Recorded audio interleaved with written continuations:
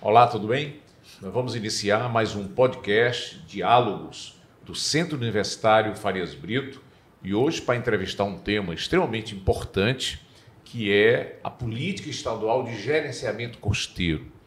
E para isso nós convidamos o professor de Geografia da UFC, da Universidade Federal do Ceará, e também foi um dos consultores do processo de debate do zoneamento ecológico econômico costeiro e da lei, da política estadual do gerenciamento costeiro. Jader, é um prazer enorme ter você, professor Jader Santos, e eu quero já começar te perguntando o seguinte, nós temos aí em torno de 573 quilômetros de litoral, parece que é um pouco mais, quero até que você atualize esses números, onde nós temos aí 20 municípios que estão na costa, né, são litorâneos, e tem mais 3, Pindoretama, Eusébio e Chaval, que estão tão próximos do litoral que são considerados também municípios costeiros, né, pelo Ministério do Meio Ambiente. E, recentemente, o governador Eumano de Freitas aprovou na Assembleia Legislativa a lei da política estadual de gerenciamento costeiro. Na verdade, esse debate vem desde o governo Camilo Santana, a governador Isolda Selva foi quem enviou essa matéria à Assembleia Legislativa, mas só agora houve condições políticas, né, de aprovação, que eu acho que foi um grande ganho. Eu queria que você iniciasse, Jader, explicando por que uma lei estabelecendo uma política estadual de gerenciamento costeiro. Por que isso é importante para o estado do Ceará?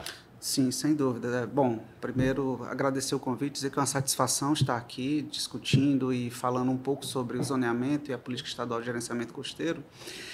E para essa pergunta eu vou precisar ser um pouco mais extenso. Perfeito. Né? Porque nós temos que entender o seguinte, o Brasil ele tem uma legislação ambiental muito avançada. Então, ela foi um fruto de várias lutas e de mobilização da sociedade civil, sobretudo no final dos anos 70 e década de 80 do século passado, que fez com que nós tivéssemos um marco regulatório muito importante. Dentro do marco regulatório está definida a questão e a necessidade de se proceder zoneamentos. Perfeito. Primeiro começou como zoneamento ambiental, na Política Nacional de Meio Ambiente, até que no início dos anos 2000 surgiu a regulamentação dessa política, que é através do zoneamento ecológico econômico. Por que esse zoneamento ecológico econômico? Para que os projetos de planejamento não fossem pautados somente na matriz do desenvolvimento econômico. Perfeito. Ou seja, não ser só economicista, tá. Só ver a quantidade de empregos que ia ser gerados ou a quantidade de divisas, mas, sobretudo, para pensar se aquela atividade econômica ela era compatível com o ambiente natural, com a capacidade de suporte daquele ambiente. Perfeito. Então, é a ideia de compatibilizar o desenvolvimento econômico com a conservação ambiental, que é muito alinhada com as políticas de desenvolvimento sustentável. Perfeito. Antes de existir ODS ou algo do tipo. Então, nas primeiras reuniões. Então, o Brasil ele acabou sendo um marco, né, nessa perspectiva. E aí, nos anos 2000, surgiu a necessidade de regulamentar os zoneamentos ecológicos e econômicos para o território nacional. E, diferentemente do que era anteriormente feito, que era um planejamento muito centralizado, onde o governo federal fazia e dizia tudo o que ia acontecer, essas políticas de ZEE, que é assim que nós chamamos, né, zoneamento ecológico e econômico, eles são direcionados onde que os territórios, né, as unidades federativas fazem os seus zoneamentos. Perfeito. Então, os estados fazem. E o estado do Ceará foi um dos pioneiros nessa perspectiva, né, de Sim. construção do zoneamento ecológico e econômico. Já em 2006 foi feito um primeiro zoneamento, a definição de algumas áreas e critérios, e que foi recentemente atualizado, que foi um processo longo. Né? Você acompanhou muito bem esse processo, né, que começou na sua gestão, e na época na Secretaria de Meio Ambiente do Estado, e que foi uma determinação do governo por que fazer esse zoneamento. Porque a zona costeira, em específico, é o ambiente mais sensível do estado do Ceará. Ela é justamente uma zona de transição, por isso que é ZEC, né, Zoneamento Ecológico Econômico Costeiro. Perfeito. Uma zona de transição entre o oceano e o continente. Então, os processos são intensos, de erosão marinha, de transporte de sedimentos. E até uma questão que é interessante observar também, que foi até um foco de um dos seus podcasts, foi com o professor Marcelo Soares, sobre a economia do mar, a importância, e eu não vou repetir... Planejamento espacial marinho, né? Exatamente. Que o país hoje está voltado para isso também, exatamente. Né? E quando nós pensamos em termos de Ceará, a zona costeira ela é decisiva. Claro que o semiárido ele é muito importante, os ambientes úmidos também serranos, essa faixa de transição daquilo que a gente chama de tabuleiro, mas a zona costeira ela é decisiva. Por quê? Porque grande parte das atividades econômicas são desenvolvidas nela. Então, quando a gente pensa em termos de turismo, por exemplo, é a meca do turismo no Ceará, Sim. é a zona costeira.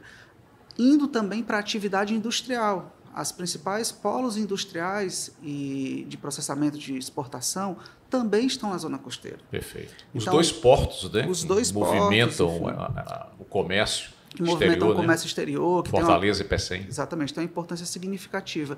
A zona de processamento e exportação e todo o complexo do Pecém. Ou seja, o foco prioritário do ponto de vista de alocação de grande volume de recursos para o desenvolvimento estadual é na zona costeira. Sim. Então, como você vai aplicar esses recursos garantindo a conservação e preservação ambiental? Então, você precisa ordenar.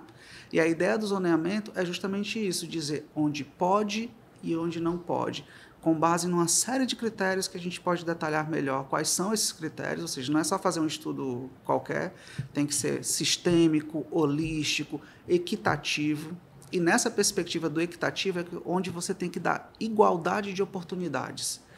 Ou seja, não é só o empresário que tem que ser ouvido, mas é o pescador, é a comunidade tradicional, é o quilombola, é o indígena, é a marisqueira. Então, todas essas pessoas têm que ser ouvidas para fazer um planejamento que seja aquele planejamento ganha-ganha, né? Onde Perfeito. Todas as partes ganham, mas também todo mundo tem que ceder em alguma coisa, sobretudo considerando as limitações e as potencialidades daqueles ambientes naturais. Perfeito.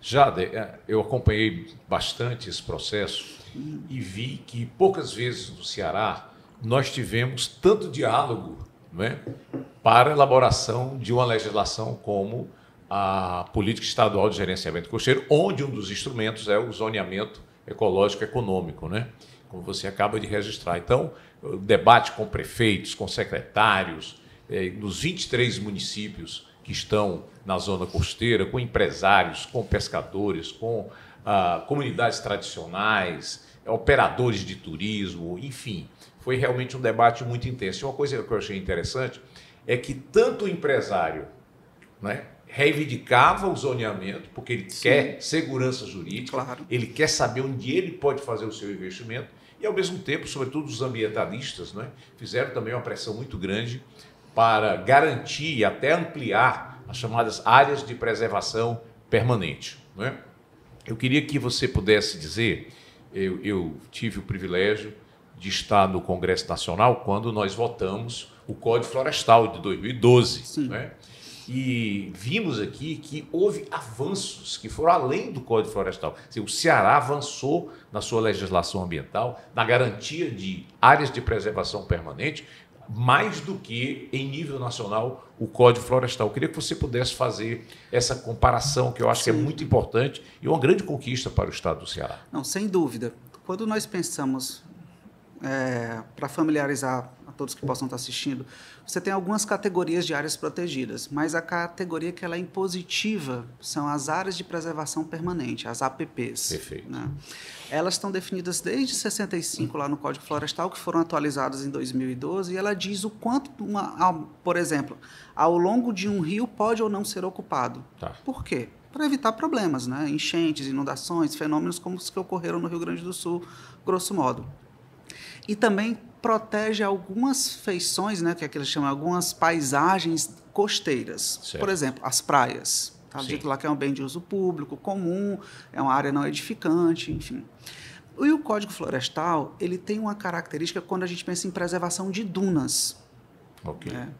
Que eu acho que é a principal vantagem e o principal avanço do zoneamento ecológico costeiro do estado do Ceará. As dunas, pela política nacional, só seria de preservação a vegetação que fixa essa duna. Então, não é a duna em si, é a vegetação fixadora. Tá. Então, se não tiver vegetação, que é até a duna mais instável, né, que a gente discutia muito isso no zoneamento. O professor Marcos Nogueira, que foi o coordenador, sempre falava muito disso, né, que a duna mais instável ela não tinha essa proteção legal. Né? Que é a duna móvel. Que é a duna móvel, só a duna fixa com vegetação.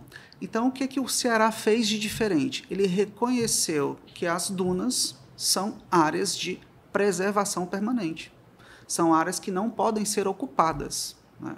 E aí tem só umas pequenas exceções que é de interesse público muito bem justificado, e no último caso, que é extremamente difícil disso acontecer. Sim. É para alguma obra que tem uma serventia direta para a sociedade. Perfeito. Então, o Estado do Ceará diz que não é só duna com vegetação fixadora. É a duna móvel, que é um dos principais patrimônios paisagísticos do Estado do Ceará. Perfeito. Que é de fato, que é a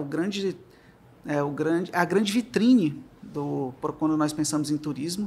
Diferencia as nossas praias, né? Que diferencia as nossas praias e que é um contexto de exceção mesmo no litoral brasileiro. Você tem dunas em outros estados, mas essa grande concentração ela se dá no Ceará, que é essa que nós chamamos de costa setentrional do Brasil, né? O que quase um litoral norte na porção nordeste, que é um litoral arenoso, então de dunas. As dunas móveis passam a ser áreas de preservação permanente. Isso não existe amparo na legislação federal. Ok.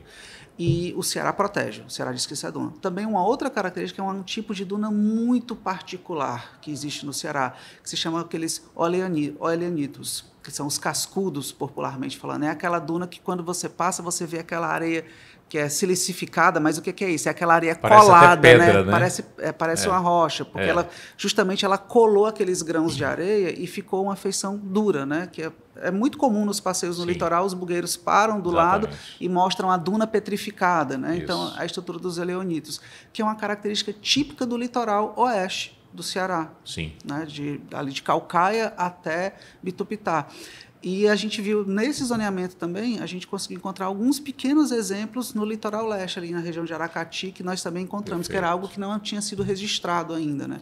Então, o Ceará ele garantiu a preservação das dunas. Então, é o Estado brasileiro... Falésias também, né? Porque em nível nacional não havia essa proteção, não é? Porque na falésia, a proteção nacional era a borda de tabuleiro, que é um conceito muito difícil de ser entendido e ser aplicado. E no zoneamento foi definido muito claramente qual era a falésia. É uma área de preservação permanente. É o que a gente encontra ali em Canoa Quebrada, Morro Branco, o litoral leste ali tem muitas falésias belíssimas, grandes atrativos turísticos, inclusive. Né? E o mais importante destacar nisso, que não é só pelo fato da beleza cênica, da paisagem, porque são ambientes de risco.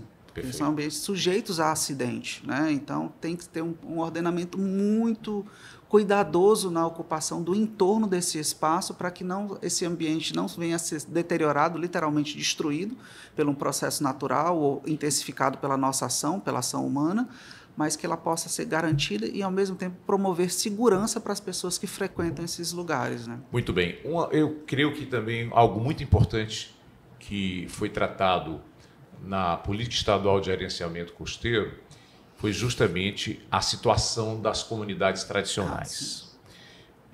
Nós temos hoje no Ceará, pelo trabalho que foi feito, e você participou ativamente disso, nós temos aí mais de 320 comunidades tradicionais no litoral cearense, ou seja, são quilombolas, são indígenas, são pescadores, são marisqueiras, são artesãos, pessoas que vivem, não é, daquela atividade ali, às vezes uma atividade pequena, mas é o que garante o sustento da sua família, e que essas famílias, elas muitas vezes eram invisíveis para a sociedade e para os governos, né?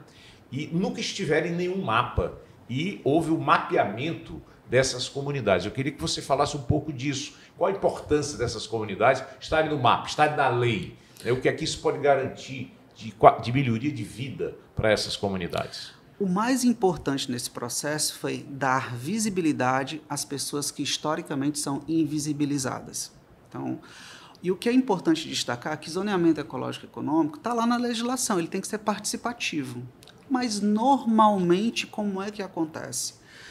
Isso eu estou falando em termos de Brasil. Perfeito. Né? Os estudos são todos realizados e depois eles são apresentados a pessoas em 1 ou 2 oportunidades. Nesse processo do zoneamento, eles foram feitas 16 audiências, consultas públicas, né? nos antigos 4 setores do litoral. Então, foram feitas essas 16 audiências, onde foram apresentadas essas informações. Isso já seria um marco em relação ao zoneamento ecológico e econômico no Brasil, porque ninguém fez essa quantidade de oficinas. Sim. Mas esse zoneamento, o que foi que ele fez? Ele fez um processo de mapeamento e identificação dessas comunidades tradicionais, que foi através da cartografia social. Então, quando essas pessoas passam a existir e são reconhecidas pelo Estado, e aí o que acontece? Elas estão no mapa. Então, qualquer pessoa que vai, por exemplo, é um discurso muito comum, um grande investidor vai fazer uma determinada atividade em algum lugar e ele diz que não sabia que tinham 2 comunidades ou uma comunidade ali. Ele vai saber, não, existe uma comunidade ali. Então, essa comunidade tem que ser considerada nos projetos de planejamento. Então, trazer essas pessoas que nunca participaram do projeto de planejamento para dentro do planejamento foi uma inovação. Tanto é que esse processo foi muito bem aceito por todos os movimentos sociais.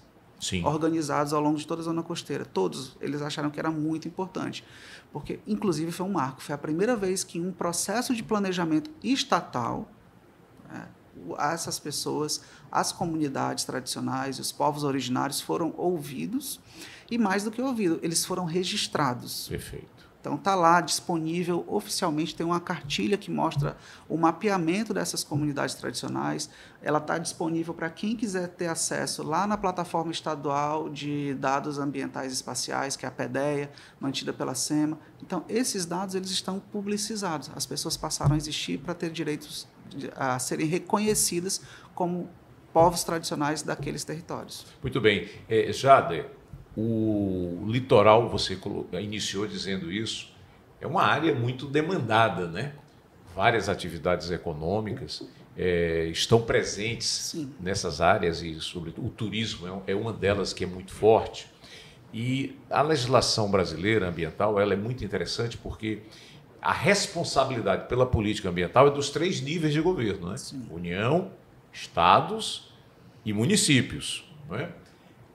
E algo fundamental é que o Estado ele não pode ser menos protetivo do que a União. A mesma coisa o município, ele não pode ser menos protetivo do que o Estado. Então, essa lei ela garantiu, não é, algo fundamental, que é a proteção do meio ambiente, garantiu a segurança jurídica para os investidores, garantiu essa visibilidade para as comunidades tradicionais, mas a vida se dá no município. Sim. É essa pergunta que eu quero te fazer. O município, ele pode modificar o que está garantido na lei estadual, no zoneamento ecológico e econômico, e se pode modificar de que maneira? Para melhor? E pode ter retrocessos nos municípios em relação às definições, às regras que foram definidas em nível estadual? Sim, muito. Essa pergunta ela talvez seja uma das principais questões em todo o processo de planejamento quando você considera essas 3 esferas, o federal, o estadual e o municipal. Como foi muito bem colocado, já tem algumas jurisprudências, embora eu não seja advogado para ficar falando sobre isso, mas tem as hierarquias, né? O nível inferior não pode ser mais permissivo do que o nível superior. Ou seja, tem que ser mais protetivo, tem que proteger mais. Tem que ser mais protetivo. Evidentemente, existem algumas situações específicas que competem ao município a legislar sobre. Até por uma questão de escala. Perfeito. E aí, professor Arthur Bruno, é importante destacar uma coisa. Esses tipos de zoneamento ecológico e econômico, eles têm umas escalas de mapeamento. Às vezes, escala é uma coisa que confunde muito a nossa cabeça, porque quando a gente fala de números, quanto maior o número, menor a escala, né? Então, grosso modo, seria o seguinte. Normalmente, eles são feitos na escala de 1 para 500 mil. Sim. Ou seja, é como se eu pegasse 1 metro e dividisse em 500 mil partes. Com isso, eu não vejo muita coisa. O detalhamento ele é muito pequeno. O Estado será fazer esse zoneamento na escala de 1 para 25 e de 1 para 10 mil. Então, isso não existe. Na parte de praia, ali, de litoral mesmo, né? 1 para 10 mil, né? Então, isso não existe no Brasil, nenhum tipo. É quase o nível de um plano diretor de desenvolvimento urbano. Perfeito. E quando nós pensamos na hierarquia dos instrumentos, o plano diretor ele acaba sendo soberano em relação a isso, Sim. mas não é para fazer de qualquer jeito. Inclusive, a política estadual de zoneamento ecológico e econômico, de gerenciamento costeiro, ela indica que pode ter algumas situações que o plano diretor possa ter um entendimento diferente, porque é o município que legisla sobre isso, mas que tem uma série de justificativas técnicas que ele tem que considerar. E isso não foi uma invenção da equipe técnica, do governador que fez isso. É tudo aquilo que está na legislação. Então, a política de gerenciamento costeiro, ela reconhece absolutamente todos os instrumentos presentes, desde a Política Nacional de Meio Ambiente até o Estatuto da Cidade. Então, tudo isso é uma interconexão dessas legislações e elas estão todas lá citadas justamente para evitar o quê? Conflitos de competência. O que seria isso? É aquela briga. Quem pode mandar no território? É o município, é a União ou é o governo do Estado? Perfeito. Então, na lei, isso está muito bem definido. Até onde pode ir. Mas a ideia é essa. É uma diretriz. Então, ela tem um caráter indutor. Ela segue como parâmetro e, a partir dali, as outras políticas têm que ser formuladas. Bom, muito bem. Nós estamos aqui, neste momento, em Fortaleza, avançando, né, na elaboração da proposta do Plano Diretor Participativo e Sustentável de Fortaleza. Eu acho que esse e sustentável é um grande ganho, né, em termos de plano diretor da nossa cidade. E eu vi, inclusive, os técnicos já trabalhando a partir do ZEEC, quer dizer, o zoneamento ecológico e econômico feito pelo Estado, né, que abrangeu, evidentemente, Fortaleza, né? Fortaleza tem 34 quilômetros aí de litoral, né? Então, e o plano foi feito, e os estudos foram feitos no município todo, não só no litoral, mas no município. Sim. São os 23 municípios, Fortaleza está dentro. E vi os técnicos trabalhando justamente o plano diretor, já tendo como base também o zoneamento ecológico e econômico. Então, as definições de área de preservação permanente, o que é APP, área de preservação permanente, pelo Estado está servindo, inclusive, para Fortaleza, e eu espero que possa também servir para os 23 municípios. Claro que há a obrigatoriedade de fazer plano diretor para aqueles municípios acima de 20 mil habitantes, mas quase todos, eu acho que hoje no litoral tem mais de 20 mil habitantes, também terão que fazer ou atualizar os seus planos diretores, né, a partir do zoneamento. É assim que você vê? Você acha que esse movimento está acontecendo nos demais municípios? Você acha que qual é a tendência daqui para frente em termos de proteção do meio ambiente e, ao mesmo tempo, também de viabilização de projetos de desenvolvimento econômico para o nosso litoral? Essa pergunta ela é muito oportuna porque a realização do zoneamento ele pressupôs uma série de estudos técnicos científicos e eles estão muito bem fundamentados, né? Isso implica dizer o quê? Havia sempre uma grande discussão, talvez um município menor que não tenha infraestrutura, talvez vai usar isso como referência absoluta. E o que é que a gente pôde perceber na prática? Que à medida que os estudos iam sendo entregues, os municípios começaram a incorporar aquilo. Tá. Então, hoje você não vai ter um município dizendo que uma duna não é duna. Tá.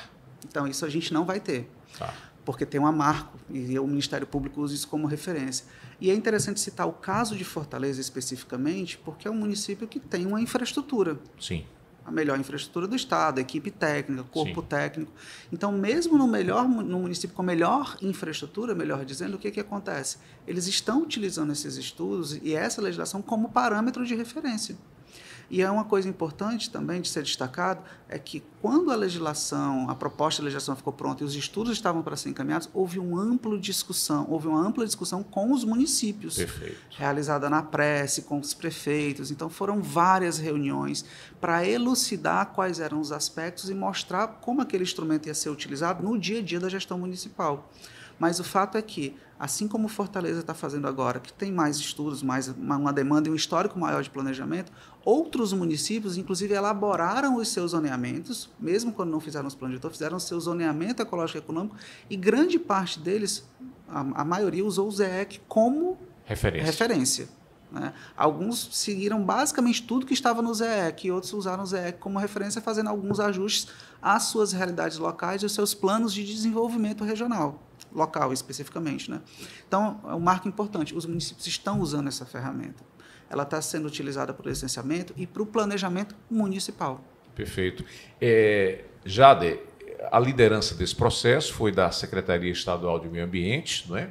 Mas nós tivemos uma presença muito forte também da Superintendência Estadual do Meio Ambiente, e aí é preciso que a gente destaque bem, diferenciando. A política de meio ambiente é tarefa da Secretaria, mas o dia a dia, aquele cotidiano, o licenciamento ambiental, a fiscalização, o monitoramento ambiental é função da SEMASSE. E as informações que eu tenho é que a SEMASSE vem utilizando o mapeamento que foi feito na época pela equipe, né? E com muito sucesso. Me parece que não tem tido grandes problemas em relação a isso. Os investimentos estão vindo para o Ceará, os empresários de outros estados, de outros países, não é? Eles necessitam dessa legislação, necessitam desse mapeamento, e isso está sendo feito, eu acho que foi uma grande conquista, inclusive, para o desenvolvimento econômico desses municípios, porque isso tem facilitado, não é? O pior dos mundos é um empresário começar a fazer ali um hotel, uma pousada, vai ali a fiscalização, não é? Barra aquele, porque está ilegal, não seguiu a legislação. Então, me parece que hoje isso já não acontece, pelo menos com frequência. É isso mesmo? Sim, exatamente. E o que é mais interessante de observar é que foi feito junto com a Secretaria, com a Superintendência de Meio Ambiente, a SEMASSE, e trazendo exatamente as necessidades cotidianas. Então, a gente incorporou dentro do zoneamento e dentro da política as necessidades práticas do dia a dia, do licenciamento e da fiscalização. Então, lá estão previstos instrumentos que são utilizados e que servem de subsídio, inclusive da legislação estadual e federal, para que os municípios atuem também nessas duas esferas, do licenciamento e da fiscalização. E do ponto de vista do empreendedor, foi muito bom, porque quem realmente quer empreender de forma séria, sustentável no Estado, o que ele tem hoje como marco referencial? Ele sabe exatamente qual é a restrição daquela propriedade, daquele terreno. Então, ele sabe o que ele vai poder e o que ele não vai poder fazer. E, praticamente, em todas as vezes que o estudo foi confrontado para ir para campo, para fazer com um nível de detalhamento muito grande, o estudo estava condizente. Então, serviu como uma referência de apoio a quem licencia e de orientação para quem investe para que pudesse construir. Mas mais importante, que eu acho que nós devemos destacar, porque isso normalmente é o que é feito, mas também para quem vive naquele território próximo e quem vai sofrer os efeitos se for feita uma intervenção, que são as comunidades tradicionais e os povos originários. Então, se vai afetar de forma efetiva o seu ambiente, afetando, por exemplo, o ecossistema e tirando recursos de pesca, você já tem elementos que podem ser utilizados para que aquela comunidade não venha a ser atingida. Muito bem. Então, eu quero fazer essa última pergunta, Jada. Com o zoneamento ecológico econômico costeiro, não é? E me parece que agora, com o planejamento espacial marinho, nós vamos ter o mar mapeado, organizado, com mais definições, e a área de costa, que é justamente esses 23 municípios. E isso, creio eu, até pela demanda que se tem dessa região, isso poderá gerar grande desenvolvimento econômico, social e ambiental para o Estado. É isso? Então, se complementa o planejamento espacial marinho, que a gente, inclusive, a gente fez o debate aqui no podcast com o professor Marcelo Soares, e, por sinal, a gente tem que registrar o Labomar, uma grande referência hoje para o país, né? Nessa questão do mar, do oceano, inclusive o coordenador técnico do estudo que está sendo feito do mar do Nordeste, né?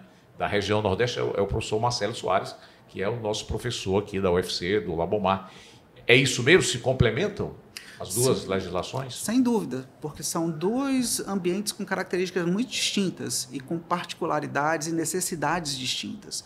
Mas o mais importante a ser destacado nesse processo é a integração para um ordenamento do território.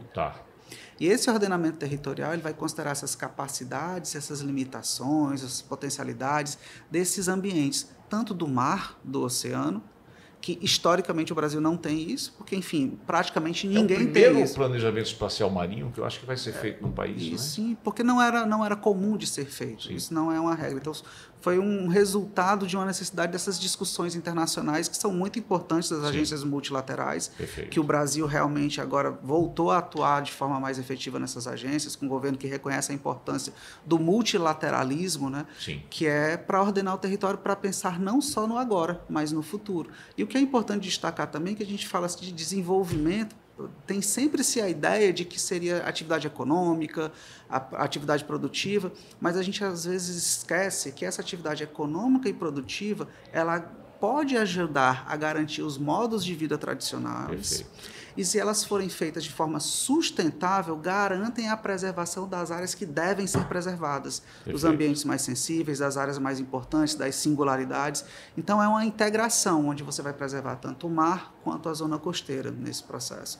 Então, as duas coisas se complementam nessa perspectiva. Perfeito. Então, com esse debate, a gente está compreendendo bem que no Ceará não é, todos esses ativos ambientais, dunas, falésias, lagunas, faixa de praia, mata ciliar do rio, de rios, foz de rios, estuários de rios, não é, tudo isso está garantido pela legislação, claro. Sim. Cabe a fiscalização do Estado, a fiscalização dos municípios e, sobretudo, da sociedade, né?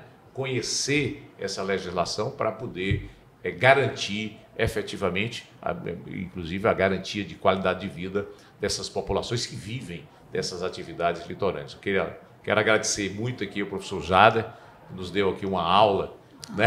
Uma conversa.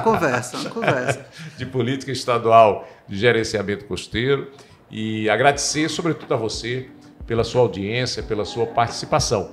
E na próxima semana nós voltaremos com um assunto de importância para o Ceará e para o Brasil. Boa semana para vocês.